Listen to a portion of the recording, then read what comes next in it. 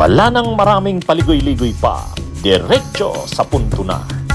Maiksi lang ang komentaryo, pero diretso sa punto. Maraming kuro-kuro, may tiwali, may totoo. Dito, sa puntong diretso tayo. Punto, diretso. Ngayon, ang latest na development, sumulat na itong si Madriaga kay Congresswoman Leila de Lima ng ML Party List. Panoorin niyo mga kabunyog, mga kababayan. Nakatanggap po ako ng sulat galing kay Mr. Madriaga. It was a letter, a handwritten letter, dated November 17. Nagpapatulong po siya sa kanyang mga kaso. Ang sabi niya doon sa handwritten letter, it was a handwritten letter course through his lawyer, Attorney Palad, na ang sinasabi niya sa kanyang letter ay ginigipit lang daw niya siya dahil sa kanyang mga naging akusasyon laban kay Attorney Harry Roque. Doon sa kanyang, ang sinasabi niya sa kanyang letter is that dahil meron siyang sinampang kaso about land grabbing somewhere in Mariveles, Bataan. Of course, I do not know tungkol dyan sa kaso na yan. But that is the content of his letter. So as I said, it's dated November 17, course through his lawyer. And then, nung nagkaroon nga ng affidavit, which was notarized November 29, I received that copy. Ang sulat niya kay Leila de Lima, humihingi siya ng tulong dito, natulungan siya na itong problema niya na nakakulong nga siya dahil daw sa gawa-gawang kaso lang ni Roque. Kwininto niya dun sa sulat, medyo mahaba yung sulat, kwininto niya yung pinagdaanan niya dito sa kay Roque, na tungkol nga dito sa land grabbing. Kinasuhan niya daw yan si Harry Roque noong February 2022 ng land grabbing kasi tinulungan niya yung mga magsasaka ng Bataan na kinakamkaman ng lupa ni Harry Roque sa Mariveles to. Ngayon, ginantihan daw siya ni Roque, August 2022, kinasuhan na siya ng kidnap for ransom.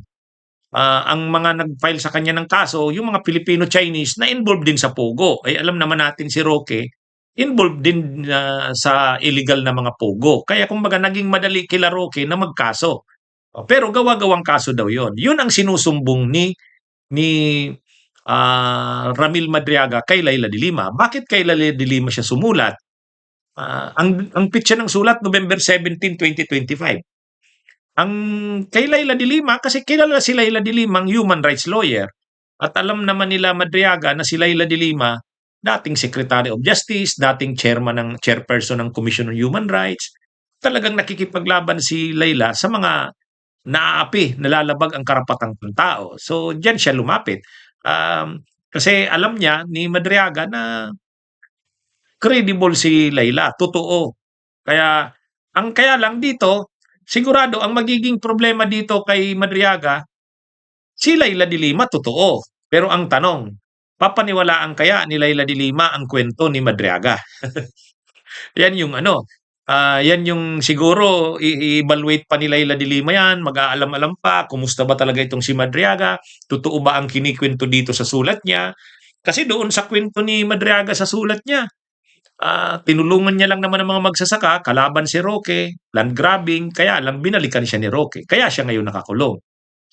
Yan yung version ni Madriaga. Pero may mga sinasabi dito si Madriaga sa sulat, binasa ko yung buong sulat Yung isang abogado na dating tumulong sa mga magsasaka, ay binaril, inambus.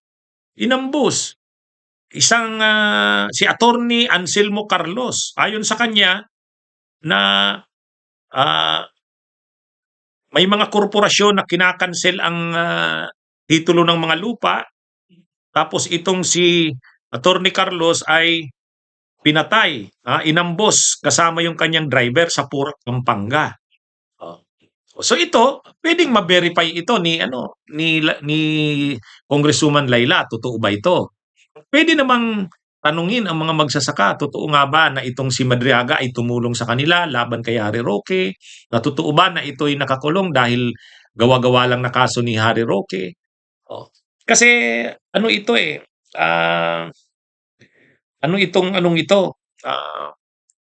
itong itong problemang ito, kung tutulungan ito ni Leila de Lima, malaking tulong ito doon kay Madriaga. Kung totoo ngang inapi siya o biktima siya dito ng panggigipit ni Harry Roque. Kaya lang, ang problema, medyo kasi maraming issue pa dito kay Madriaga eh. Yung tungkol sa pagiging bagman niya kay Sara. Kaya sa tingin ko, pag-aaralan talaga ito ng maigi ni Leila de Lima. Pero, kung isang bagay dito, dahil sumulat na ito kay Leila de Lima, mag-aaralan na yan ni Leila. Ngayon, ang problemado ngayon si Harry Roque.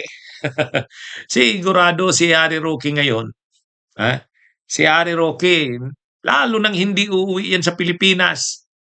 Lalo nang hindi uuwi yan sa Pilipinas si Harry Roque. Bakit? Kasi sakit ng ulo niya ito ngayon si Madriaga.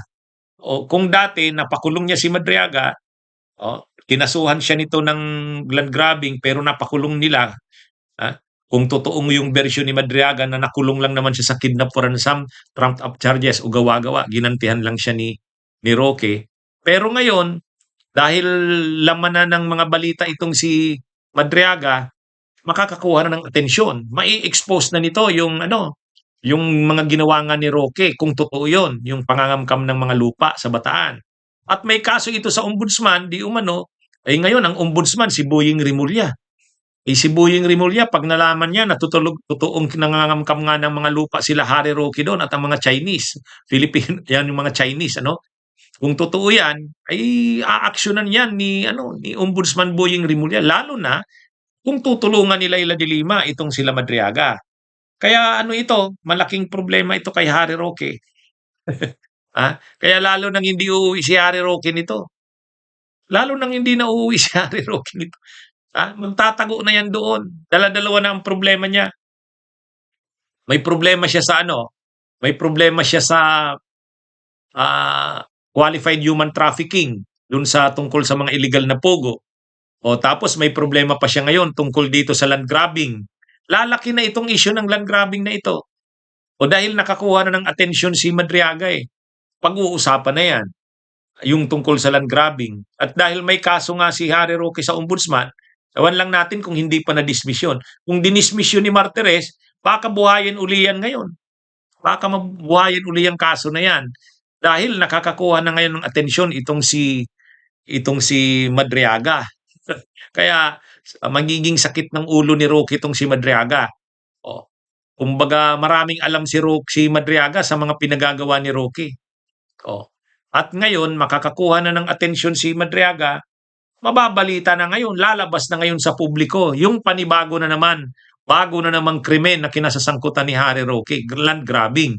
Yung kasing kaso niyang kinakaharap, yung yung illegal na pugo yan pero itong land grabbing, hindi pa masyadong lumalabas ito kay Roque. Kaya dala-dalawa na ngayon ang kakaharapin niyang problema.